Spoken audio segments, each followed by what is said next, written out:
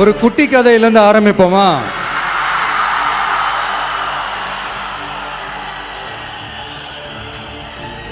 ஒரு பெரிய ஊர், ஒரு 4 ரோடு ஜாயிண்ட் ஆகிற மாதிரி ஒரு ஜங்ஷன், ஒரு பிஸியான ஏரியா, ஆள் நடமாட்டம் அதிகமாக இருக்கக்கூடிய ஒரு ஏரியா. அங்கே சென்டரில் ஒரு முரட்டு ஜல்லிக்கட்டு காலை ஒன்று நின்றுட்டு இருக்கு. காலில் மண்ணை வீசிக்கிட்டு சீறிக்கிட்டு அப்படியே நின்றுட்டு இருக்குது. யாருமே பக்கத்தில் போக முடியல. அந்த இடம் ஒரு கேஷுவலாக மாறணும் அப்படின்னா அந்த காளையை அடக்கி அமைதி ஆக்கினா தான் மறுபடியும் ஒரு பேக் டு நார்மல் சுச்சுவேஷனுக்கு அந்த இடம் மாறும். அந்த ஊரில் இருக்கிற ஒரு சில பேருக்கு மட்டும்தான் அந்த காளை அடங்கும். அவங்க யாருமே அங்கே இல்லை. ஆனால் அந்த க்ரௌட்ல இருந்த ஒரு சில பேர், ஆல்ரெடி அந்த காளையை அடக்கணங்களோட இருந்த ஒரு சில பேர், எங்களுக்கு இல்லாத அனுபவமா? நாங்க பார்க்காத காளையா? நாங்க பார்க்காத மாடா? நாங்க போய் அடக்குறோம்னு சொல்லிட்டு உள்ள போறாங்க. ஒருத்தராலையும் அந்த காளையை தொடக்கூட முடியல. எல்லாரையும் அடிச்சு வீசி தூக்கி போட்டுருச்சு.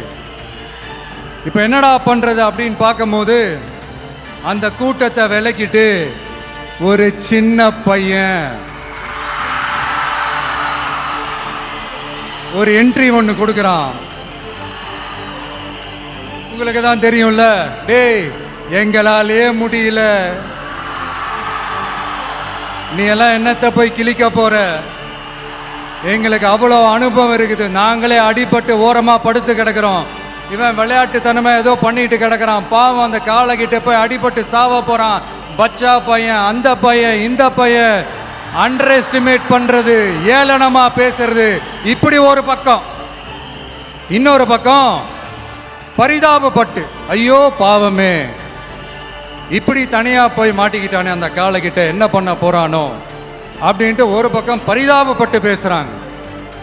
அந்த சின்ன பையன் எதுவுமே காதலையே போட்டுக்காம 2 பாக்கெட்லையும் கையை விட்டுக்கிட்டு ஸ்டைலா கெத்தா தில்லா அப்படியே உள்ள போறான். ஒரு ஸ்டெப் எடுத்து வைக்கிறான், அந்த காலை அப்படியே சீறிக்கிட்டே நின்றுட்டு இருக்குது. இன்னொரு ஸ்டெப் எடுத்து வைக்கிறான், காலை அப்படியே சீறிக்கிட்டே முன்னாடி வருது. மக்கள் எல்லாரும் பதட்டத்தோடு அப்படியே பார்த்துட்டு இருக்கிறாங்க. இன்னொரு ஸ்டெப் எடுத்து வைக்கிறான், காலை அப்படியே முட்டை வரும்போது பாக்கெட்டுக்குள்ள மறைச்சு வச்சிருந்த 2 புல்லுக்கட்டு அதை அந்த காலை கிட்ட காட்டுறான். காலை அப்படியே சடனா வந்து நின்று அது மூடெல்லாம் மாறி அந்த புல்லுக்கட்டை சாப்பிட ஆரம்பிச்சிருச்சு. அந்த சின்ன பையனும் அந்த காளை அப்படியே தடவிக்கிட்டு வரான். காளையும் பக்கத்தில் ஒரு குழந்தை மாதிரி நடந்து வந்துக்கிட்டு வருது. பக்கத்தில் இருந்த ஒரு வயல்வெளியில் அந்த காளையை மேய விட்டுட்டு வரான். மக்கள் எல்லாரும் அந்த பையனை ஆச்சரியமாக பார்க்குறாங்க. அந்த அடிபட்டு கிடந்த அந்த அனுபவசாலிங்க தலையை தொங்க போட்டு நின்றுட்டு இருக்கிறாங்க. ஏன்னா பேசின பேச்சு அப்படி. வாய் இருக்குன்றதுக்காக நக்கலுமா நையாண்டியுமா நச நச நச நசன் ஒரே பேச்சு. என்ன பண்றது, தலையை குனிஞ்சு அப்படியே நின்றுட்டு இருக்கிறாங்க. அங்க ஒரு பெரியவர் வர்றார். வந்து அந்த பையன்கிட்ட கேட்கிறாரு, எப்படிப்பா இப்படி ஒரு முரட்டு காலை சீறிட்டு நின்றுட்டு இருந்தது, எப்படி அந்த காளையை அடக்கின அப்படின்னு கேட்டதுக்கு அந்த பையன் சொல்றான், ஐயா எனக்கு அந்த காளையை பார்த்தா கோபமா இருந்த மாதிரிலாம் எனக்கு தெரியல, அந்த காலை பசியோடு இருந்த மாதிரி இருந்தது. அதனால தான் அந்த புல்லுக்கட்டை காமிச்சவொடனே ஓகே நமக்கு தேவையானது கிடைச்சிருச்சு அப்படின்னோடனே அந்த புல்லுக்கட்டை சாப்பிட்டுட்டு நம்மளோட அப்படியே ஜாலியாக வாக்கிங் வந்துருச்சு அப்படின்னு சொன்னான். இதை கேட்ட அந்த பெரியவர் சொன்னாரா, இந்த சின்னவங்க பெரியவங்க, அனுபவம் இருக்கிறவங்க அனுபவம் இல்லாதவங்க இதெல்லாம் விஷயமே கிடையாது. யாரா இருந்தாலும் அந்த சூழலுக்கு ஏற்ற மாதிரி, அந்த சிச்சுவேஷனுக்கு தகுந்த மாதிரி என்ன பண்ணி அந்த ப்ராப்ளமை சால்வ் பண்றான், ஏது பண்ணி அந்த ப்ராப்ளமை சால்வ் பண்றான், அதுதான் விஷயமே, அதுதான் மேட்ரு. ஸோ நீ சூப்பர்ப்பா, என்ன ப்ராப்ளம் வந்தாலும் நீ சால்வ் பண்ணிடுவ அப்படின்னு முதுகில் தட்டி கொடுத்துட்டு அந்த பெரியவர் போறார். இப்போ அந்த கதையில அந்த முரட்டு ஜல்லிக்கட்டு காலை தான் நம்ம தமிழ்நாட்டு அரசியல் களம். அந்த பெரியவர் தான் நம்ம தமிழக மக்கள். அந்த பாக்கெட்டுக்குள்ள ஸ்டைலா தில்லா கெத்தா ஒருத்தன் உள்ள வந்தான் பாருங்க, அவன்தான்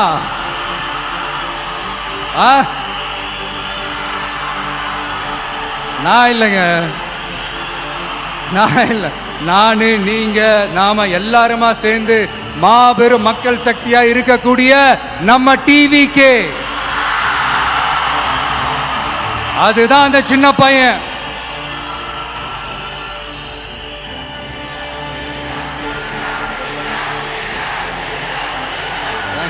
Thank you.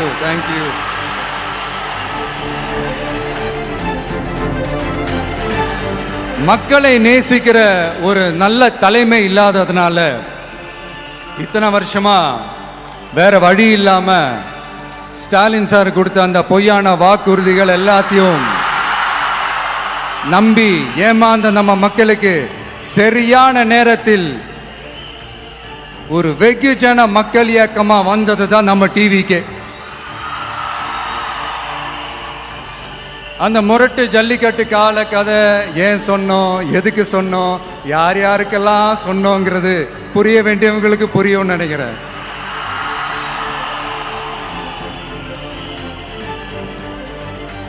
இப்போ நாம ஒவ்வொரு வீட்டில் உயிரா உணர்வா இருக்கிறோம். ஆனால் நான் உங்கள் எல்லாரையும் நேரில் சந்திக்கணும், நீங்கள் இருக்கிற ஊருக்கே உங்களை சந்திக்கணும் அப்படின்றது தான் எனக்கு மனசில் இருக்கிற ஒரு பெரிய ஆசை. ஆனால் அந்த சிச்சுவேஷன் ஒரு எதிர்கட்சியாக இருந்து கேள்வி கேட்டுட்டு இருக்கிற இந்த நேரத்தில் நமக்கு எதிராக என்ன சூழ்ச்சிகள்லாம் நடக்குதுன்றது உங்கள் எல்லாருக்குமே நல்லா தெரியும். அதனால் இப்போ உங்களுக்கு ஒரு வாக்குறுதியை கொடுக்குறேன். நம்மளுடைய ஆட்சி அமைஞ்சதும்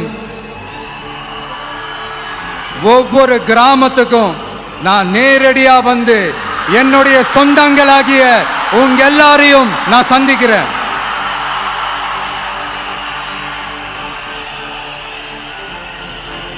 கொஞ்ச நாளைக்கு முன்னாடி நம்ம ஸ்டாலின் சார் ஒரு உருட்டு ஒன்று உருட்டினாரு, நீங்க கேள்விப்பட்டிருப்பீங்க. இப்ப வரப்போற எலெக்ஷன் எதுக்கான எலெக்ஷன்? நம்ம சட்டமன்ற தமிழ்நாடு சட்டசபைக்கான ஒரு தேர்தல் இல்லையா? இதே தமிழ்நாட்டுக்கும் டெல்லிக்குமான ஒரு எலெக்ஷன் அப்படின்னு சொல்றாங்க. இன்னும் கொஞ்சம் மேல போய் தமிழ்நாட்டுக்கும் என்டிஏவுக்குமான ஒரு எலெக்ஷன் அப்படின்னு சொல்றாங்க. என்ன சார், டெல்லியில ஏதாவது நிக்க போறீங்களா? அப்புறம் ஏன் தமிழ்நாட்டுக்கும் டெல்லிக்குமான ஒரு எலெக்ஷன் சொல்றீங்க? அப்புறம் இது ஏதாவது பார்லிமெண்ட் எலெக்ஷனா? பிரதமர் பதவிக்கு ஏதாவது போட்டி போடுறீங்களா? அப்புறம் ஏன் தமிழ்நாட்டுக்கும் என்டிஏவுக்குமான ஒரு எலெக்ஷன் சொல்றீங்க? எங்களுக்கு புரியலையே சார், இது என்ன லாஜிக்னு எங்களுக்கு புரியலையே. எந்த எலெக்ஷனை எப்படி டீல் பண்ணணும், எப்படி ஹேண்டில் பண்ணணும்ன்றது நம்ம தமிழ்நாட்டு மக்களுக்கு தெளிவா தெரியும். நம்ம தமிழ்நாட்டு மக்கள் மாதிரி ஒரு தெளிவான மக்களை நீங்க பார்க்கவே முடியாது. சூப்பர் கிளாரிட்டியோட சூப்பர் மக்கள் சார் நம்ம மக்கள். இந்த போருக்கு போறதுக்கு முன்னாடி தான் இந்த படை பரிவாரங்களோட போவாங்கன்னு கேள்விப்பட்டிருக்கிறேன். ஆனா நீங்க என்னடானா இந்த ஒன்னுத்துக்கும் உதவாத இந்த பால் டப்பாவை உருட்டிக்கிட்டு இருக்கீங்களே சார். உண்மையிலே இந்த எலெக்ஷன் எதுக்கான எலெக்ஷன் சொல்லட்டுமா?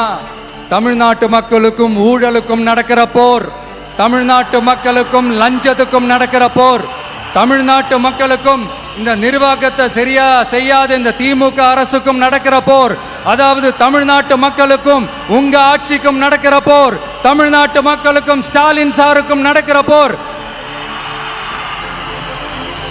இன்னும் சுருக்கமா சொல்லணும்னா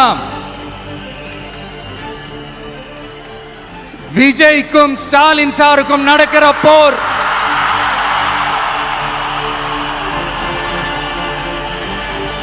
இதுக்கு நடுவுல இந்த என்டிஏ டெல்லி இதெல்லாம் என்ன லாஜிக்னே புரிய மாட்டேங்குது சார். தமிழ்நாடு தான் விஜய், இந்த விஜய் தான் தமிழ்நாடு. தூய சக்தி டிவிகேவுக்கும் தீய சக்தி டிஎம்கேவுக்கும் தான் இந்த போர். இப்படி உக்கிரமா இருக்கிற இந்த போர்ல மறுபடியும் ஒன்னுத்துக்கும் உதவாத இந்த பால் டப்பாவை உருட்டிக்கிட்டு இன்னொரு காமெடி வேற. அது என்னடானா அவரோட ஆட்சியில தான் தமிழ்நாடு சூப்பர் ஸ்டார் மாநிலமா இருக்குதான். கரெக்ட். தமிழ்நாடு சூப்பர் ஸ்டார் மாநிலம் தான். காமராஜர் அவர்கள் டைம்ல, அண்ணா அவர்கள் டைம்ல, எம்ஜிஆர் அவர்களோட ஆட்சியில. இன்னைக்கு ஒன்னுத்துக்கும் உதவாத இந்த உல்டா மாடல் ஆட்சியில தமிழ்நாடு சூப்பர் ஸ்டார் மாநிலமாலாம் ஒண்ணு இல்ல, சூப்பர் ஸ்டாண்ட் அப் காமெடிக்காரர் நடத்துற மாநிலமா மாறிடுச்சு. மக்களே, உங்களுக்காக தான், உங்களுக்காக மட்டுமே தான் வர தடைகள், சதிகள், சூழ்ச்சிகள் எல்லாத்தையும் தாண்டி இந்த 2026 இந்த தேர்தல்ல டிவிக்கு தில்லா நிற்கும்.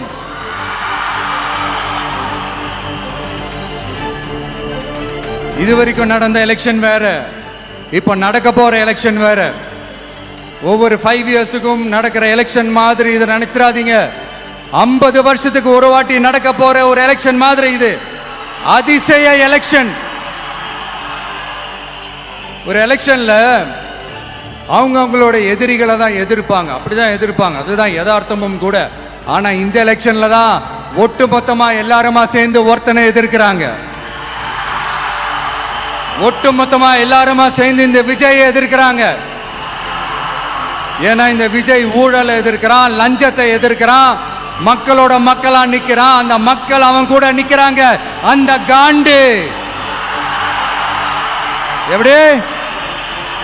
அந்த காண்டு தான் ஒட்டுமொத்தமா எல்லாருமா சேர்ந்து ஒருத்தனை எதிர்க்க காரணம்.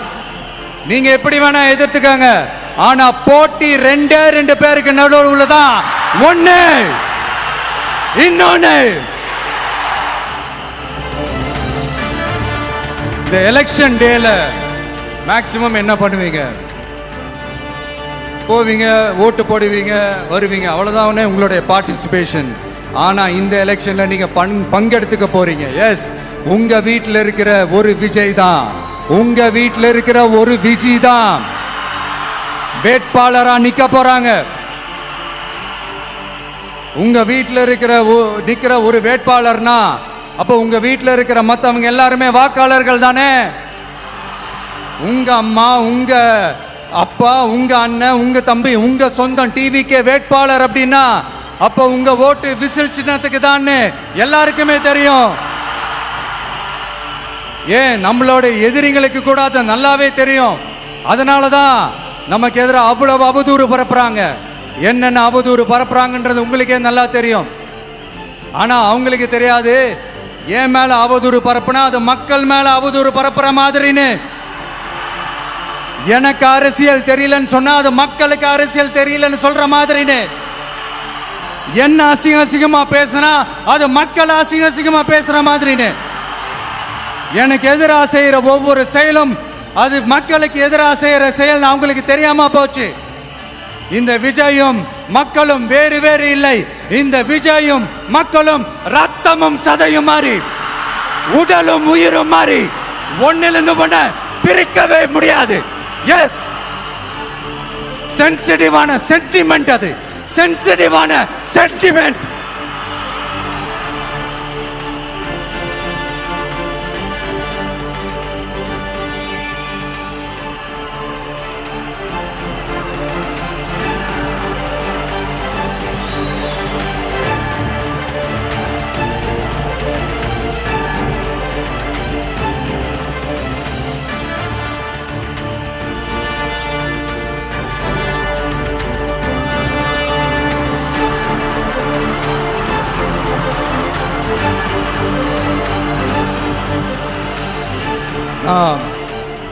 சாரி,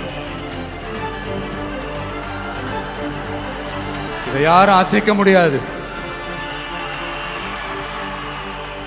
மக்களை நேசிக்கிற விஜய் வேணுமா? மக்கள் விரோத ஆட்சி நடத்துற ஸ்டாலின் சார் வேணுமா? இந்த விஜய் நம்புறீங்களா, ஸ்டாலின் சார் நம்புறீங்களா? Proof, this is the proof.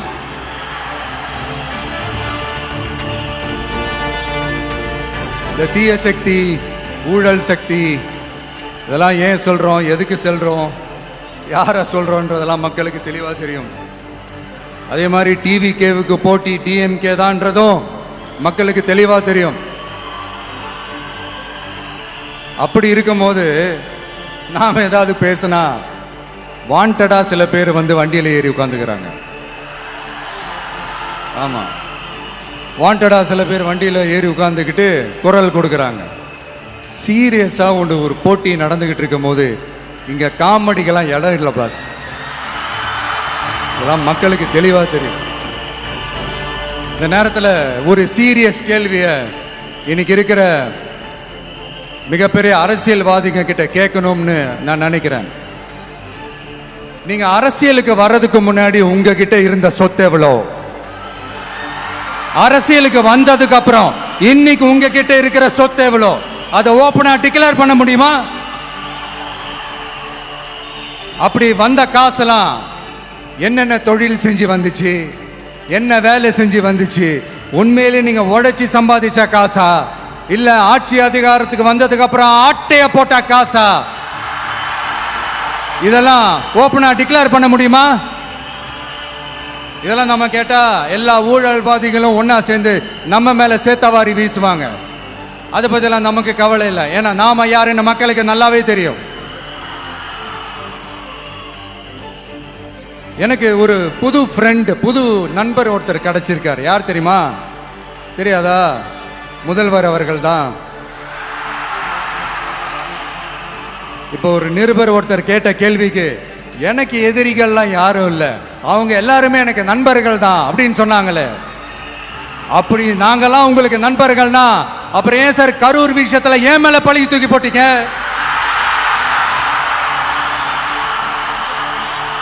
உங்களுக்கு மனசாட்சின்னு ஒண்ணு இருந்தா அப்படி பேசிருப்பீங்களா?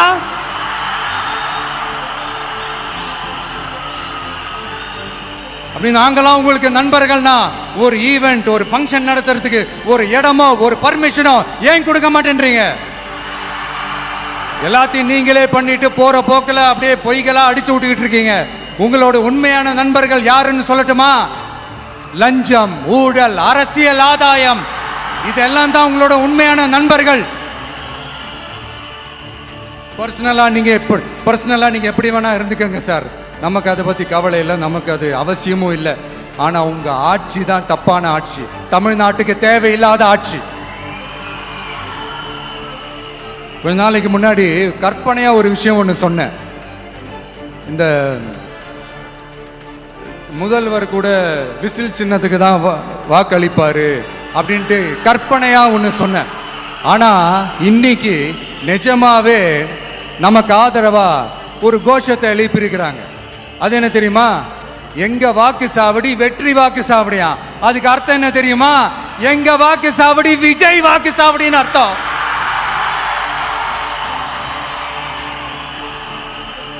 அது சரி, மக்களோட இந்த ஆதரவை பார்த்துட்டு அவர் அறியாமலே எப்படி பேசிட்டாரு என்னமோ தெரியல. 50 வருஷம் எக்ஸ்பீரியன்ஸ் அரசியல்ல, உண்மை என்னன்னு ஒத்துக்கிட்டு தானே ஆகணும்.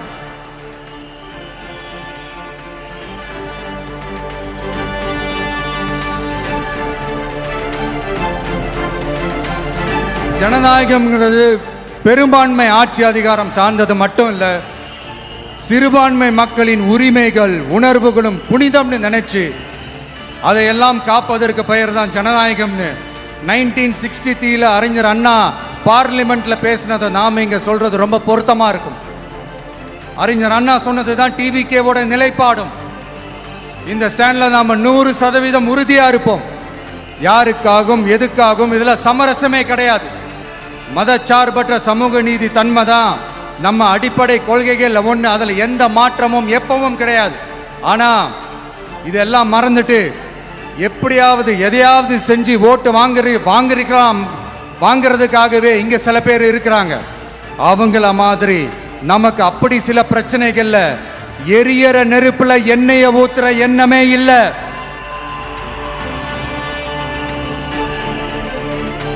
இங்க சில அரசியல் கட்சிகளும் சில அரசியல் தலைவர்களும் ஒரு சில நேரங்களில் அமைதியா இருந்தாலே போதும், ஒரு பிரச்சனையும் வராது. இப்போ கரண்ட்ல இருக்கிற சில பிரச்சனைக்கு வருவோம். இந்த கரண்ட் பிரச்சனைக்கு வருவோம். மாசம் மாசம் கரண்ட் பில் கட்டுற மாதிரி மாத்துவோம்னு சொன்னீங்களே, செஞ்சீங்களா? நிறைய வீடுகள்ல 100 யூனிட் தான் அந்த கரண்ட் செலவாகுது ஒரு மாசத்துக்கு. மாசம் மாசம் நீங்க அந்த பில்லு கொடுத்தீங்கன்னா அவங்களுக்கு அது ஃப்ரீ ஆயிடும். அவங்க அந்த காசு கட்ட தேவையே இல்லை. ஆனா 2 மாசத்துக்கு ஒரு வாட்டி அந்த பில்லு கொடுத்தீங்கன்னா, இப்ப சப்போஸ் அது 200 யூனிட்டுக்கு மேல போச்சுன்னா அது அவங்களுக்கு ஒரு மிகப்பெரிய சுமை தானே. இது எந்த கணக்கில் எடுத்துக்கிறது? ஒரு மாதிரி ஒரு மாடர்ன் கரப்ஷன் அப்படின்னு எடுத்துக்கலாமா? அடுத்து பஸ் வசதி. நிறைய கிராமங்கள்ல பஸ் வசதி இல்லைன்னு சொன்னா இந்த ஒட்டுமொத்த திமுக அரசும் கத்திக்கிட்டு வந்துருவாங்க. நாங்க பஸ் விடாத கிராமங்களே இல்ல அப்படின்னு சொல்லுவாங்க. அப்படியாவது உண்மை அப்படின்னா முதல்வர் அவர்கள் கிட்ட நம்ம தங்கச்சி ஒருத்தவங்க ஒரு கேள்வி கேட்டாங்களே, எங்க ஊருக்கு ஒரு மினி பஸ் ஆவது விடுங்க சார் அப்படின்னு கேட்டாங்களே, அது எந்த கணக்கில் எடுத்துக்கிறது?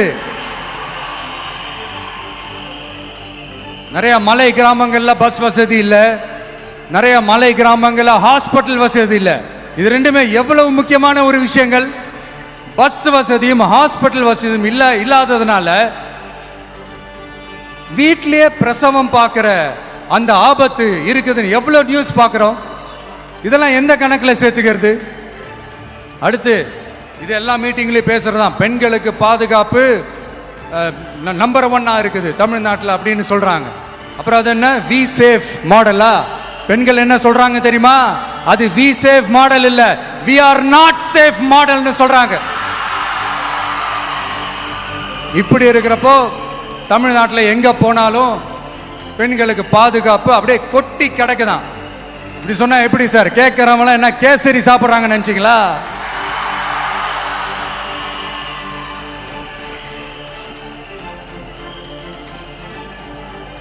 அடுத்து இந்த சட்டம் ஒழுங்கு, அது காணாம போய் ரொம்ப நாள் ஆச்சு.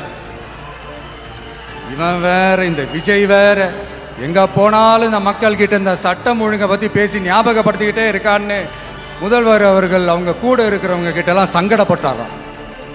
நாம் என்ன பண்றது?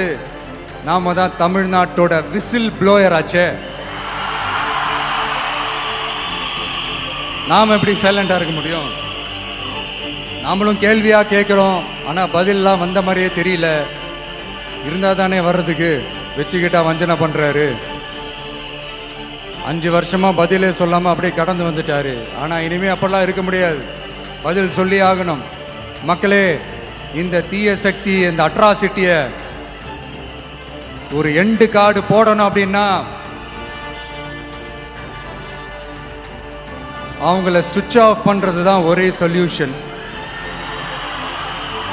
அதுக்கான ரிமோட் தான் வரப்போற எலெக்ஷன்.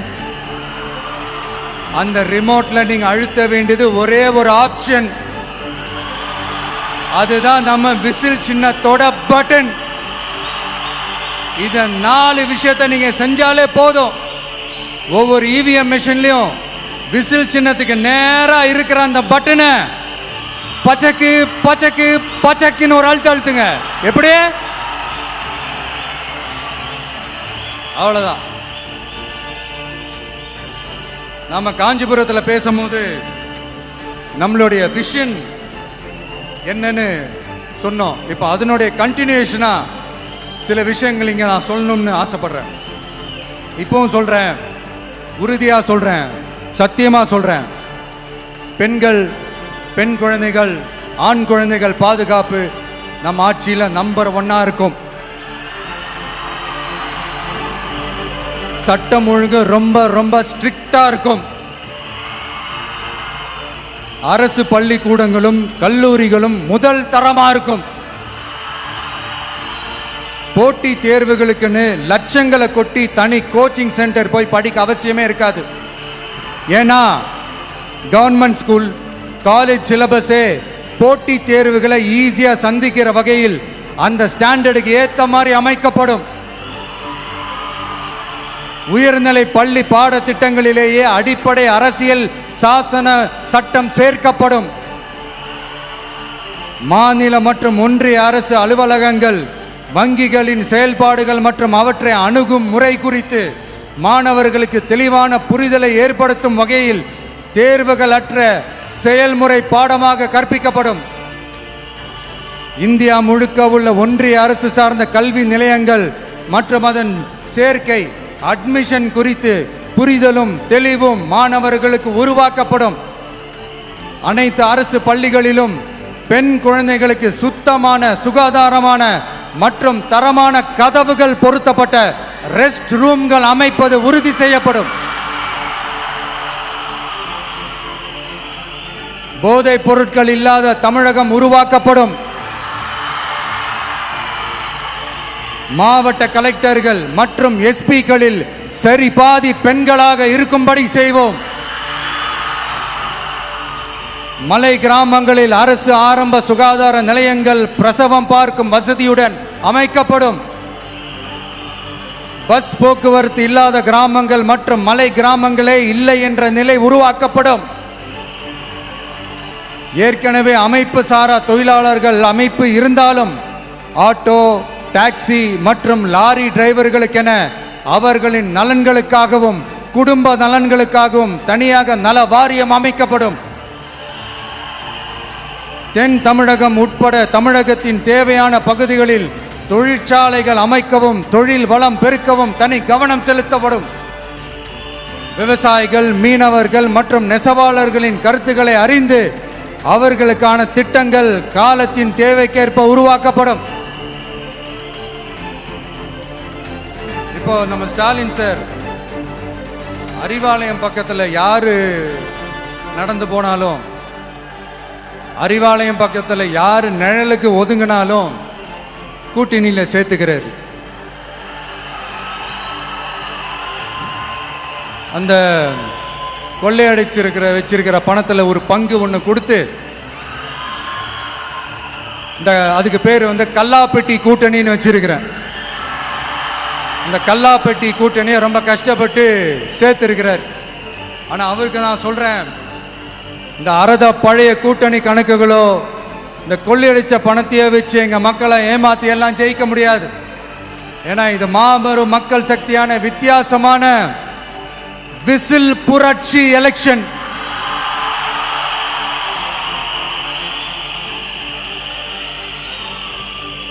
உங்களோட நான் இருக்கேன், நம்மளோட நம்ம மக்கள் இருக்கிறாங்க. இதுக்கு மேல என்ன வேணும்? கான்பிடென்டா இருங்க, நல்லதே நடக்கும், வெற்றி நிச்சயம்.